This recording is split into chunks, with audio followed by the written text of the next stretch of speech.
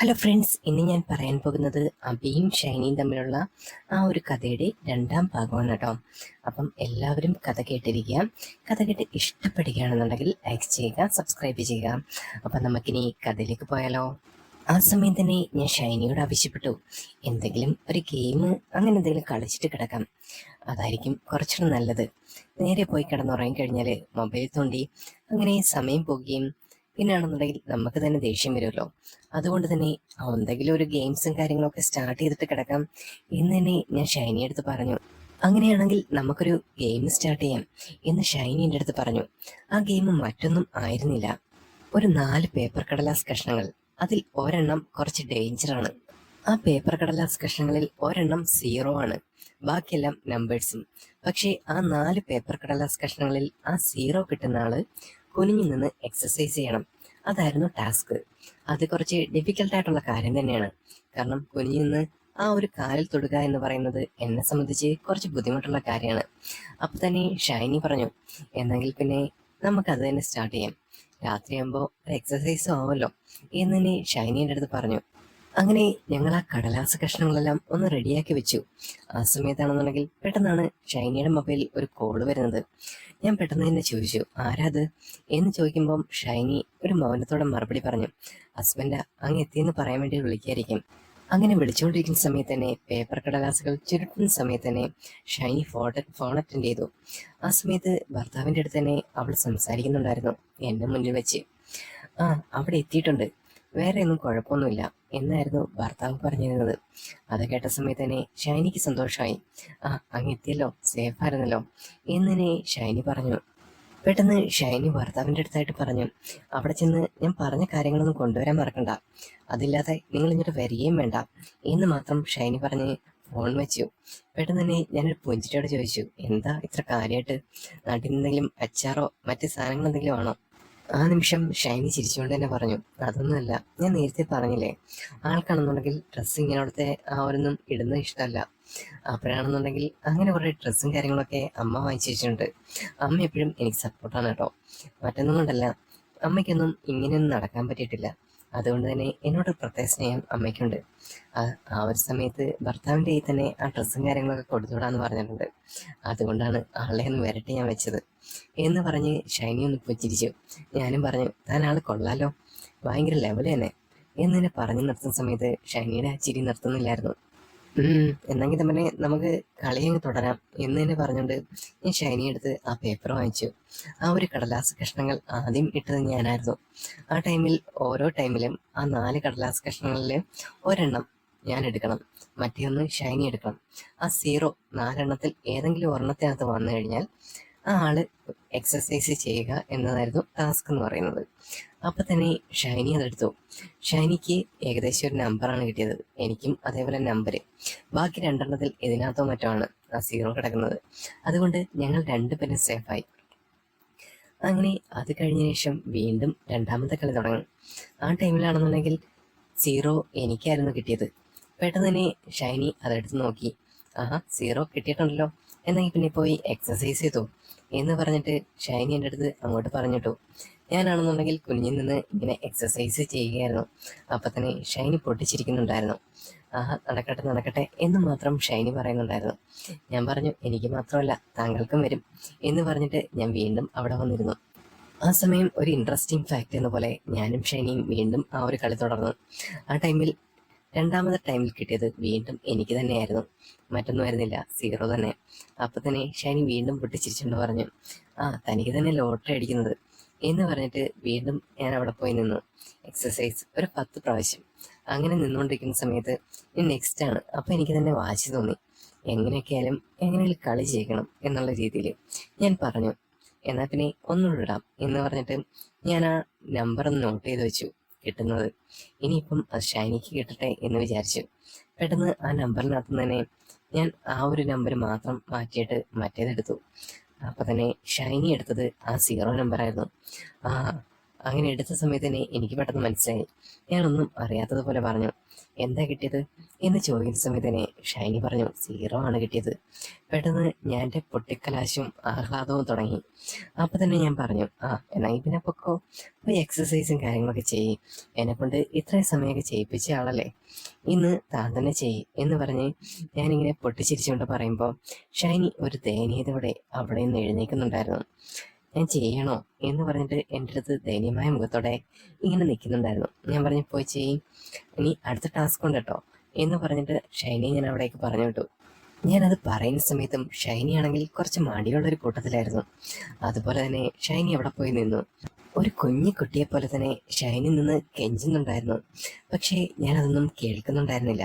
ഞാൻ പറഞ്ഞു, അങ്ങോട്ട് ചെയ്തേ നോക്കട്ടെ എന്ന് പറഞ്ഞ് അങ്ങനെ നിൽക്കുന്ന സമയത്ത് ഷൈനി കിണിക്കൊണ്ട് അങ്ങനെ എക്സസൈസ് ചെയ്യാൻ തുടങ്ങി. ഞാൻ അതാണെന്നുണ്ടെങ്കിൽ നോക്കി നിന്നുകൊണ്ട് പറഞ്ഞു, ഇപ്പൊ സൂപ്പറായിട്ടുണ്ട്, ആ ഒരു ഫാറ്റും കാര്യങ്ങളൊക്കെ ഒന്ന് കുറഞ്ഞു കിട്ടും, നല്ലതാണ് രാത്രി എക്സസൈസ് എന്നെ പറഞ്ഞ് ആ ഒരു കളിയാക്കിയതുപോലെ തന്നെ ഞാൻ തിരിച്ചു പറഞ്ഞു. അപ്പൊ തന്നെ ഷൈനി ഒരു വല്ലാത്ത മുഖമായിട്ട് ഇങ്ങനെ നിൽക്കുന്നുണ്ടായിരുന്നു. ഞാൻ പറഞ്ഞു, മതി മതി, ഇത്രയും മതി, ഇനി വന്ന് ഇവിടെ ഇരുന്നു എന്ന് മാത്രം പറഞ്ഞുകൊണ്ട് ഷൈനി ഞാൻ അവിടെ പിടിച്ചിരുത്തി.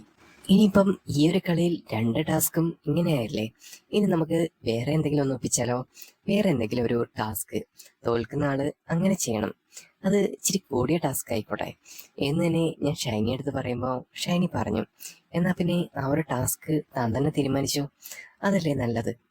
പെട്ടെന്ന് ഞാൻ ആലോചിച്ചിട്ട് പറഞ്ഞു, ഈ ഒരു ടാസ്കിലാണെന്നുണ്ടെങ്കിൽ തോൽക്കുന്ന ആള് അത് താനാണെന്നുണ്ടെങ്കിൽ ഒരു സാരി ഉടുത്തിട്ട് വന്നിട്ട് ഇവിടെ നിന്ന് ഡാൻസ് കളിക്കണം. പെട്ടെന്ന് ഷൈനി എൻ്റെ അടുത്ത് പറഞ്ഞു, അയ്യോ എനിക്ക് സാരി ഉടുക്കാനൊന്നും അറിയത്തില്ല മാഷേ, ഞാൻ വേണമെങ്കിൽ ഈ ഒരു ഡ്രസ്സിൽ തന്നെ നിന്നിട്ട് ഡാൻസ് കളിക്കാം. അങ്ങനെ മാത്രം ഷൈനി പറഞ്ഞു. അപ്പൊ തന്നെ ഞാൻ പറഞ്ഞു, എന്നാ പിന്നെ അങ്ങനെ ആയിക്കോട്ടെ, തോൽക്കുകയാണെന്നുണ്ടെങ്കിൽ ഷൈനി എൻ്റെ മുന്നിൽ നിന്ന് ഡാൻസ് കളിക്കണം എന്ന് പറയുന്ന സമയത്ത് ഷൈനി അങ്ങനെ തന്നെ തിരിച്ചു പറഞ്ഞു, അപ്പം മാഷ് തോൽക്കുകയാണെന്നുണ്ടെങ്കിൽ എന്താ പരിപാടി, മാഷ് എന്താ ചെയ്യാൻ പോകുന്നത് എന്ന് തന്നെ എൻ്റെ മുഖത്ത് നോക്കി ഷൈനി ചോദിച്ചു. അപ്പൊ തന്നെ ഞാനും തിരിച്ചു പറഞ്ഞു, ഞാനും ചെറിയ രീതിയിൽ ഒരു ഡാൻസൊക്കെ കളിക്കാം, അത് മാത്രം പോരെ എന്ന് ചോദിച്ചു. അപ്പൊ തന്നെ ഷൈനി അത് എഗ്രി പറഞ്ഞു, ഓക്കെ കുഴപ്പമില്ല. അങ്ങനെ ആ ഒരു സമയത്താണെന്നുണ്ടെങ്കിൽ ആദ്യം ആ 0 കിട്ടിയത് ഷൈനിക്ക് തന്നെയായിരുന്നു. അങ്ങനെ പതുക്കെ ഞാൻ അവിടെ കൊണ്ടുപോയി പിടിച്ചു നിർത്തി. ഇനി ഡാൻസ് ഞാനൊന്ന് കാണട്ടെ തന്നെ ഡാൻസൊക്കെ എന്ന് പറഞ്ഞ് ഷൈനി ഒന്ന് പ്രകോപിപ്പിച്ചു. പതുക്കെ ഷൈനി ഡാൻസ് കളിക്കാൻ തുടങ്ങി. ഞാനതെല്ലാം കണ്ടിങ്ങനെ എൻജോയ് ചെയ്തിങ്ങനെ ഇരിക്കുന്നുണ്ടായിരുന്നു. കൊള്ളാം, ബലേ ബേഷ് എന്നൊക്കെ പറഞ്ഞിട്ട് ഞാൻ ഇങ്ങനെ ഇരിക്കുന്ന സമയത്ത് ഷൈനീനെ എന്നിട്ട് പറഞ്ഞു, ഇതെന്തോ കള്ളക്കളിയുണ്ട്, ഇത് ആശാൻ എന്തൊക്കെയോ കാണിക്കുന്നുണ്ട്, ഈ ഒരു കടലാസും കാര്യങ്ങളും ഞാൻ എടുത്തേ, ഞാനൊന്ന് ചുരുച്ചി റെഡിയാക്കി തരാം എന്ന് പറഞ്ഞിട്ട് ഷൈനി അത് നന്നായിട്ട് ചുരുട്ടുന്നുണ്ടായിരുന്നു. പക്ഷേ ഒരു നിർഭാഗ്യം എന്ന് പറയട്ടെ, അടുത്ത ആ ഒരു കളിയിലാണെങ്കിലും ഷൈനിക്ക് 0 ആണ് കിട്ടിയത്. അപ്പൊ തന്നെ ഷൈനി വീണ്ടും ഡാൻസ് കളിക്കേണ്ടതായിട്ട് വന്നു. ഇത്തവണ ഞാൻ ട്രിക്സ് ഒന്നും ഉപയോഗിച്ചില്ലെങ്കിൽ പോലും ഷൈനി തന്നെ ആ ഒരു കെണിയിൽ വന്ന് വീണു. ഷൈനി പതുക്കെ ഡാൻസ് കളിച്ച് ആ ഒരു സോഫയിലേക്ക് തന്നെ വീണു. ആ ടൈമിലാണെന്നുണ്ടെങ്കിൽ ഞങ്ങൾ രണ്ടുപേരും അങ്ങനെ ചേർന്നിരിക്കുകയായിരുന്നു. ഞാൻ ഒരു നിമിഷം ഷൈനി എടുത്ത് ചോദിച്ചു, എന്താ നീ ക്ഷീണിച്ചു പോയോ? ആ ടൈമിൽ ഷൈനി തന്നെ പറഞ്ഞു, നല്ല ക്ഷീണമുണ്ടാ, ആകപ്പാട് ഒരു കുഴഞ്ഞ അവസ്ഥ പോലെ.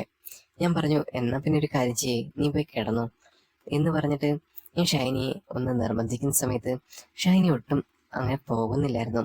എന്തൊക്കെയാലും എന്നെ ഒരു കളി തോപ്പിച്ച് എന്തെങ്കിലും എന്നെ കൊണ്ട് ചെയ്യിപ്പിച്ചിട്ട് ആ ഒരു കാര്യങ്ങൾ സാധിച്ചെടുക്കുക എന്നത് തന്നെയായിരുന്നു ഷൈനിയുടെ മൈൻഡിൽ.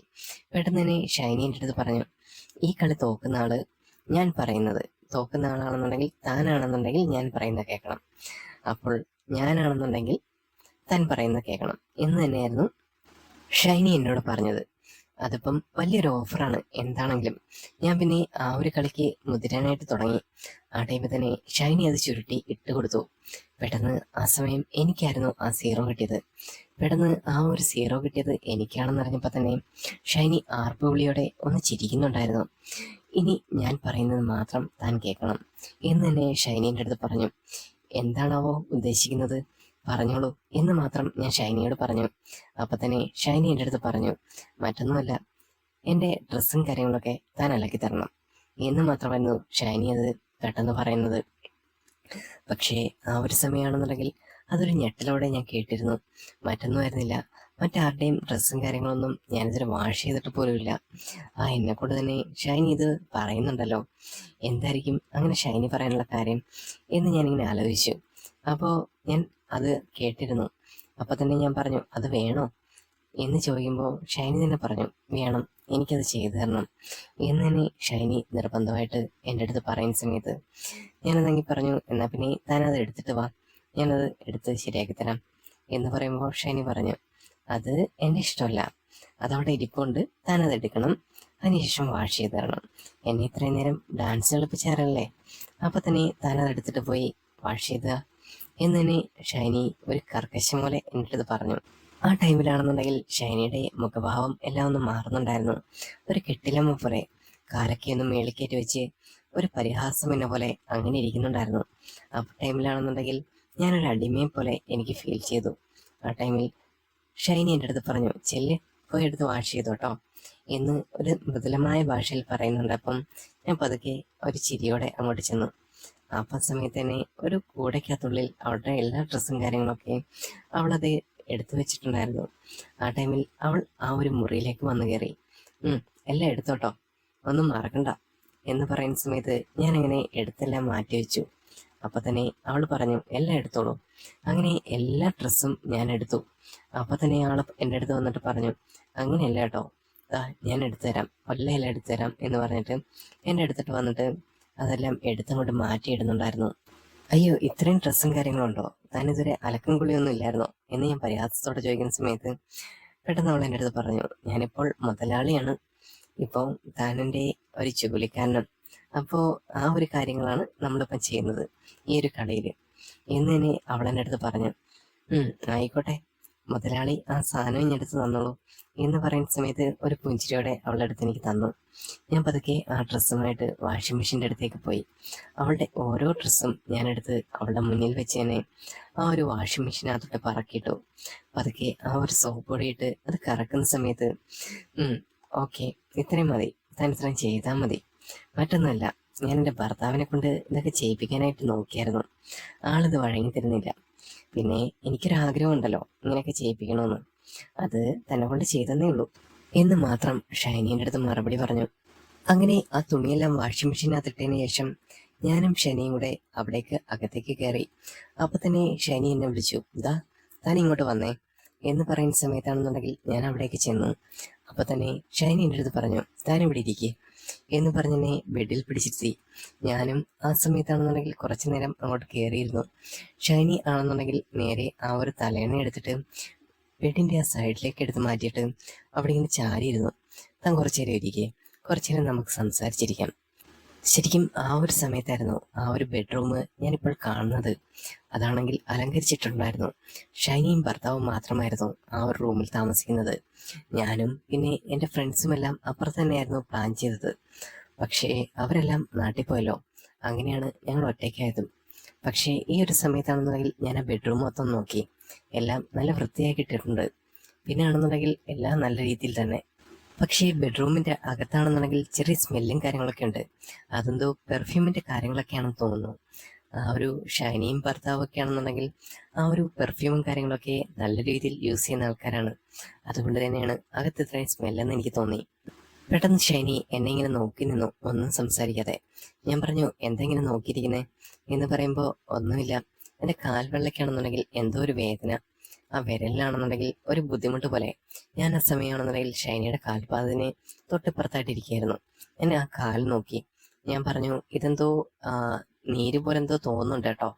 ഞാൻ ജസ്റ്റ് ഇങ്ങനെ ഒന്ന് പിടിച്ചു നോക്കിയ സമയത്ത് ഒരു വേദന പോലെ ഷൈനി കാല് വലിക്കുന്നുണ്ടായിരുന്നു. ഇതെന്തോ നീരുണ്ടോ എന്ന് ഞാൻ പറയുന്ന സമയത്ത് ഷൈനി പറഞ്ഞു, എനിക്ക് നല്ല വേദനയുണ്ട് കേട്ടോ എന്ന് പറയുമ്പോൾ ഞാൻ തന്നെ പറഞ്ഞു, ഞാനൊരു ജസ്റ്റ് എന്തെങ്കിലും വെച്ചൊന്ന് തുടച്ചു തരാത്, ആ ഒരു നീരും കാര്യങ്ങളും പോകാനായിട്ട് ഒന്ന് തടവി കഴിഞ്ഞാൽ അത് മാറും എന്ന് പറഞ്ഞിട്ട് ഞാനൊരു ചെറിയ വെള്ളം മാത്രം കയ്യിലെത്തി അതിങ്ങനെ നന്നായിട്ടൊന്ന് തിരുമ്മി കൊടുത്തു. ആൾക്ക് നല്ല വേദനയുണ്ടെന്ന് എനിക്ക് തോന്നി. പതുക്കെ പതുക്കെ ഞാനത് ചെയ്തു കൊടുക്കുന്ന സമയത്ത് ഷൈനി ഒരു റിലാക്സേഷൻ മോഡിൽ അങ്ങനെ ഇരിക്കുന്നുണ്ടായിരുന്നു. ശരിക്കും മാഷിനെ കൊണ്ട് ഞാൻ തുണി കഴിപ്പിച്ച് എന്തിനാണെന്നറിയോ, ഞാനാണെന്നുണ്ടെങ്കിൽ 2-3 പ്രാവശ്യമാണെങ്കിൽ ഈ ഡാൻസ് കളിച്ചില്ലേ, ആ സമയത്താണെന്നുണ്ടെങ്കിൽ എനിക്ക് വേദന ഉണ്ടായിരുന്നു. ഞാനാണെന്നുണ്ടെങ്കിൽ അങ്ങനെ കളിക്കുന്ന സമയത്ത് മാഷിങ്ങനെ പൊട്ടിച്ചിരിക്കുന്ന കണ്ടപ്പോൾ എനിക്ക് സഹിച്ചില്ല. അതുകൊണ്ടാണ് മാഷം കൊണ്ട് ഞാൻ ഈ പണി തന്നെ ചെയ്യിപ്പിച്ചത്. സോറി കേട്ടോ എന്ന് തന്നെ ഷൈനി എൻ്റെ അടുത്ത് പറയുന്ന സമയത്ത് ഞാൻ ആ നീരിനകത്ത് പിടിച്ചിട്ട് ഒന്ന് വേദനിപ്പിച്ചു. പെട്ടെന്ന് തന്നെ ഷൈനിയെ കാല് വിളിച്ചിട്ട് ഇങ്ങനെ തുറിച്ച് നോക്കുന്നുണ്ടായിരുന്നു. തനിക്ക് വേദന ഉണ്ടായിരുന്നെങ്കിൽ അന്നേരം പറഞ്ഞുകൂടായിരുന്നോ? ഇപ്പം എന്നെ കൊണ്ട് ഈ പണിയെല്ലാം ചെയ്യിപ്പിക്കണമായിരുന്നോ എന്ന് തന്നെ ഷൈനിയെടുത്ത് ഞാൻ ചോദിച്ചു. ഇതൊക്കെ ഒരു ത്രില്ലല്ലേ ആശാനെ, ഇങ്ങനെയൊക്കെയുള്ള കാര്യങ്ങളൊക്കെ വേണ്ടേ എന്ന് തന്നെ ഷൈനി എൻ്റെ അടുത്ത് ചോദിച്ചു. ഞാൻ പറഞ്ഞു ഉവ്വ ഉണ്ടായിരുന്നോണം എന്ന് തന്നെ പറയുമ്പോൾ ഷൈനി എൻ്റെ അടുത്ത് പൊട്ടിച്ചിരിക്കുന്നുണ്ടായിരുന്നു. ഞാൻ പറഞ്ഞു തനിക്കിപ്പം എല്ലാം ആയല്ലോ എന്നൊക്കെ പറഞ്ഞ് ഞാനിങ്ങനെ പറയുന്ന സമയത്ത് ഷൈനിനെ ഒന്നുകൂടെ ചിരിച്ചു. ആ സമയത്താണെന്നുണ്ടെങ്കിൽ ആ ഒരു ചെറിയ ബെഡിൽ തന്നെ ഞങ്ങൾ രണ്ടുപേരും ഒരുമിച്ചിരിക്കുകയായിരുന്നു. അങ്ങനെ ഇരിക്കുമ്പോൾ ഷൈനിൻ്റെ അടുത്ത് ചോദിച്ചു, എടോ തനിക്ക് പ്രണയമൊന്നും ഉണ്ടായിട്ടില്ലേ?